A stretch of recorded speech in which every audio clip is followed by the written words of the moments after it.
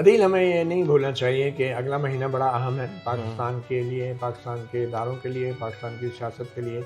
उसमें जो हमारा हसास तरीन इंटेलिजेंस एजेंसी है उसके सरबराह की भी तैनाती होनी है और उसके अंदर भी मज़ीद सीनियर अफसरान की कुछ तैनाती होनी है। बड़े पैमाने पर आला उसकी क़यादत में भी तबादले और तरक्कियाँ होंगी।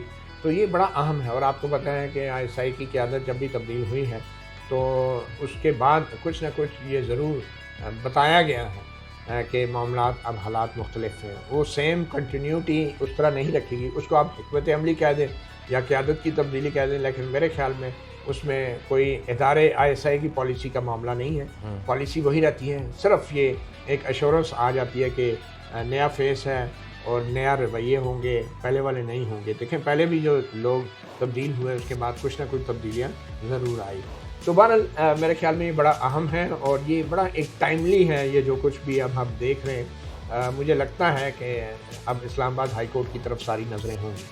अच्छा, इसमें एक चीज़ पहले ये बता दें, उसके बाद आगे चलते हैं। एक सवाल मेरा आपसे ये भी है, पहले जो इस्तीफ़ों की बात हम देख रहे हैं इमरान खान साहब की जानिब से आज कहा गया, कायमा कमेटियाँ जो मुख्तलिफ हैं कौमी असम्बली की, सेनेट की, उनसे इस्तीफ़े पाकिस्तान तहरीक इंसाफ को देने का कहा गया है।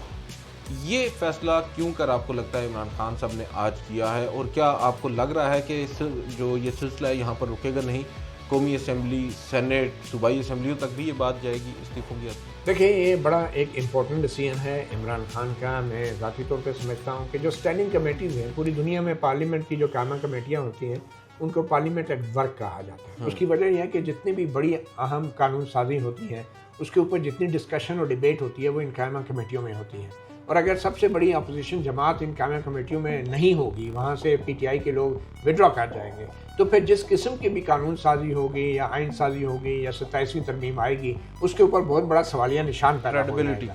तो वो सारा कानूनी अमल और वो एक किस्म के जिसको कह लें सेफ्टी मेजर है और प्रीएम्प्टिव एक मूव है खान साहब का कि किसी किस्म की पार्लियामेंट में मज़ीद कोई ऐसी मतनाज़ा कानून साजी ना आए।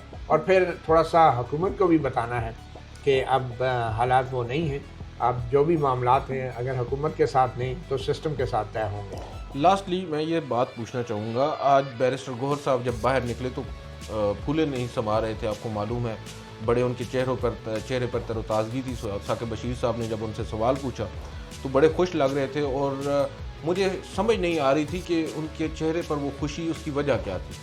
आज वो जिस तरह बात कर रहे थे कि हमारी बहुत बड़ी कामयाबी है, इमरान खान साहब को सहूलियात दस्तयाब हो गई हैं, तो क्या ये सफ़र जो शुरू हुआ था इमरान खान साहब की रिहाई से, आज उनको जेल में मिलने वाली सहूलियात पर ख़त्म हो गया?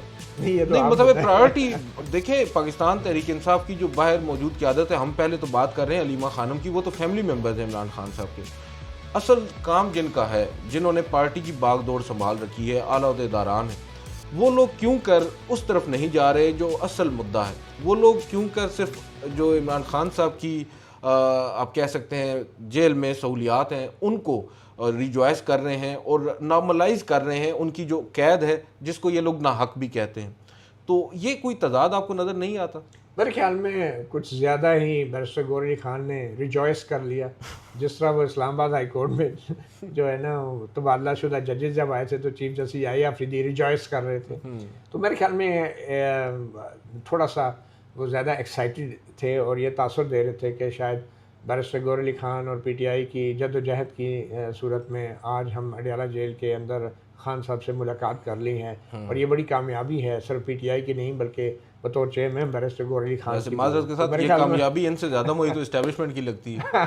देख लें, मेरे ख्याल में तो कुछ ना कुछ तो है जिसका हमें हमेशा अदालती फैसलों के ज़रिए ये अंदाज़ा होता है। बहरहाल देखते हैं अदालतें क्या फ़ैसला करती हैं, जो 26वीं आईनी तरमीम के बाद आज़ाद हैं। आज के इस व्लॉग से इतना ही। मुझे मतीउल्लाह जान साहब को इजाज़त दीजिए। अल्लाह हाफ़िज़। अल्लाह हाफ़िज़।